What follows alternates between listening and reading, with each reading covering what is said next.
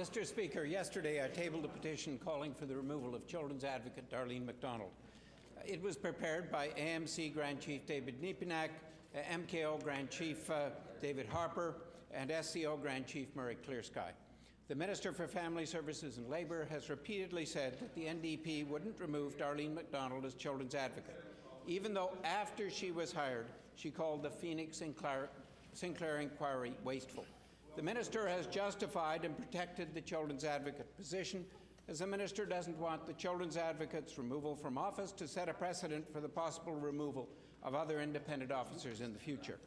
I ask the Minister of Family Services and Labour, why is she protecting the interests of the children's advocate as opposed to the interests of children in care who would greatly benefit from her removal? Well, Mr. Speaker, I think I answered this question yesterday, and I stand by my answer yesterday.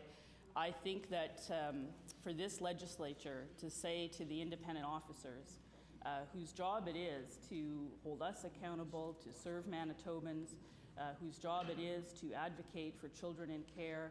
The Children's Advocate Office also has the job of investigating those deaths and making recommendations.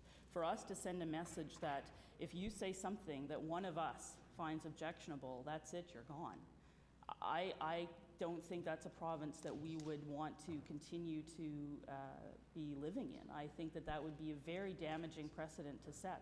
So I stand by what I said yesterday. I think that the Children's Advocate has clarified her comments. She has said that she believes the inquiry is telling a story that needs to be told, and I do not think her removal will serve anyone. Order, please. Mr. Speaker, it's not just me, it's the three Grand Chiefs. I'd like to read from yesterday's joint media release by the Grand Chiefs of Manitoba. AMC Grand Chief Derek Nepinak said, "I hope all members of the Legislative Assembly see that the removal of Darlene McDonald is the only way to go forward in light of her outrageous comments that clearly appear to try to influence public perception on the Phoenix Sinclair inquiry." MKO Grand Chief David Harper said, "We require immediate changes in order to have true advocacy that all children require, including Phoenix Sinclair, who needed advocacy even after her death. Her cries for help were not heard while in the child welfare system." I ask the Minister of Family Services and Labour, will you respect the wisdom of the Grand Chiefs and ask Children's Advocate Darlene McDonald to step down? Thank you very much, Mr. Speaker. This isn't a question of respect for the Chiefs, the Grand Chiefs. Of course I respect them. I meet with them often and we discuss issues related to child welfare.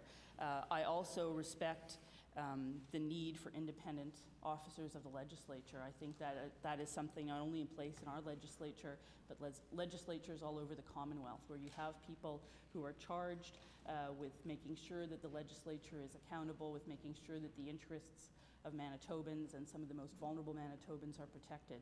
And it does not serve the people of Manitoba well to say that if we, the politicians, disagree with something that one of those people say, we will fire them. I don't think that that will serve people well. So I respect people. I can also disagree with them while I respect them.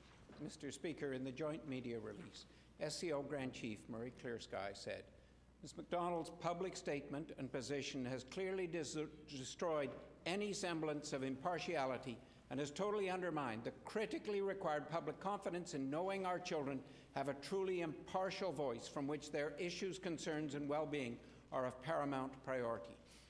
He also said it is in the best interest of all children in care, their families and society at large, that Darlene McDonald be removed from this position immediately. I ask the Minister for Family Services and Labour, who should first and foremost advocate for the best interests of children and not for the former head, CFS, Darlene McDonald. Will she today ask Darlene McDonald to step down as children's advocate, at the very least, for the duration of the Phoenix Sinclair inquiry? Thank you very much, Mr. Speaker. I think, as I said yesterday, as I've said before, the Phoenix Sinclair inquiry is a very painful experience for everyone who's witnessing it. It is a story of extreme tragedy and sadness. We called that inquiry because we wanted a full airing of that story, and we wanted to be able to learn from that, and we want the system to be able to make changes. And I believe that in her public comments, Darlene McDonald has said that she understands the need for that public airing, that she understands that that is what's happening. I, with great respect, to the member opposite will not support the removal of an independent officer of legislature for no other reason than she has said something that someone disagrees with.